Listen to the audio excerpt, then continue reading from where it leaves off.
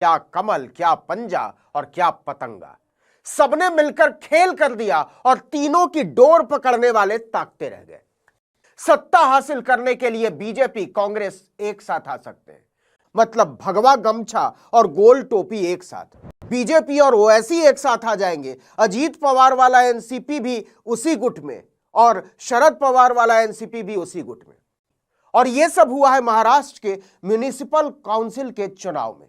देखिए, मुंबई से सिर्फ 60 किलोमीटर दूर है अंबेरनाथ नगर पालिका, ठाणे जिले में पड़ता है। शिवसेना शिंदे गुट को 27 सीटें आई, इसके बाद बीजेपी को 24 सीटें, फिर एनसीपी अजित पवार गुट को 4 और 3 सीटें निर्दलीय ने जीती। बीजेपी ने कांग्रेस से हाथ मिलाकर शिंदे को बाहर कर दिया और इसके लिए बीजेपी और कांग्रेस ने मिलकर अंबेरनाथ विकास अघाड़ी नाम का गुट बना लिया।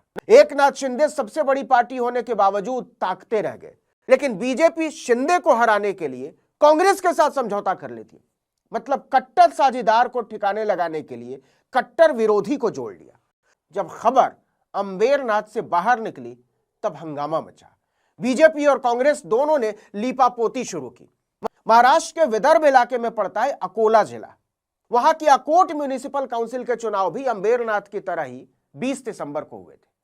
तो अंबेरनाथ की तरह वहां भी बीजेपी ने अकोट विकास मंच के नाम से गुट बना लिया। सबसे ज्यादा हैरानी की बात तो है कि एआईएमआईएम को मिला लिया, ओवैसी की पार्टी को।